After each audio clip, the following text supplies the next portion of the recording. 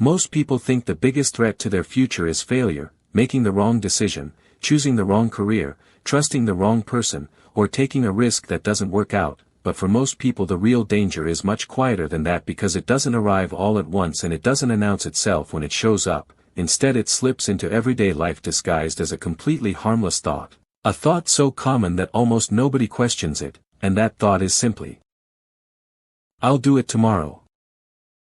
The reason this habit is so dangerous is because it feels responsible rather than reckless. It feels like you're still committed to your goal, still interested in changing your life, still planning to take action, you're just postponing it for a little while, and because the delay seems small your brain treats it as insignificant. But what most people fail to realize is that the future is built from these seemingly insignificant decisions. And every time you push something important forward, you're casting a vote for the life you'll eventually end up living. The strange thing about procrastination is that it rarely looks like laziness from the inside.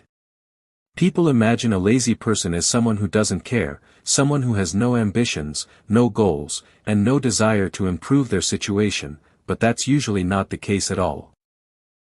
Many of the people who procrastinate the most actually spend a lot of time thinking about their goals, imagining their future, planning what they're going to do, and convincing themselves that change is coming soon. They can clearly see the life they want and they genuinely intend to pursue it, which is exactly why the habit becomes so difficult to notice because intention creates the illusion of progress. Thinking about exercising feels productive, planning a business feels productive, researching a skill feels productive, imagining success feels productive, but none of those things actually move your life forward unless they're followed by action, and that's where the trap closes because the mind often mistakes preparation for progress and planning for achievement. What makes tomorrow so powerful is that it always appears more attractive than today. The version of yourself that exists tomorrow seems more disciplined, more motivated, more focused, and more willing to do difficult things than the person you are right now.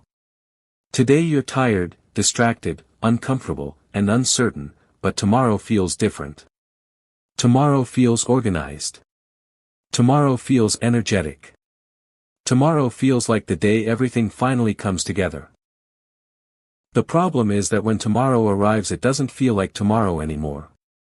It feels exactly like today felt yesterday. The same emotions are there, the same excuses are there, the same fears are there, and because nothing has fundamentally changed the task gets pushed forward again. This cycle can continue for months without attracting much attention and for years without creating much alarm, which is why so many people wake up one day shocked by how much time has passed. If you look closely at most successful people you'll notice something that rarely gets mentioned. They didn't start because they felt ready.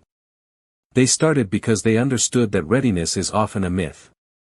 Nobody feels completely prepared to launch a business, start a new career, learn a difficult skill, have a difficult conversation, or pursue a meaningful dream. Waiting to feel ready is often another form of waiting for fear to disappear, and fear almost never disappears before action. In fact, confidence, clarity, and courage usually arrive after movement begins, not before it. The first step creates information, information creates understanding, understanding creates confidence, and confidence creates momentum, but none of that process can begin if a person remains stuck in preparation mode, endlessly promising themselves that action will start tomorrow. Perhaps the saddest part of this habit is that it rarely feels tragic while it's happening. People notice failure because failure is visible. They notice rejection because rejection hurts. They notice mistakes because mistakes leave evidence behind. Procrastination is different because nothing happens. There is no dramatic event, no obvious warning sign, and no immediate consequence. A day passes quietly. Then another. Then another. Life continues as normal, and because the damage is invisible it becomes easy to ignore.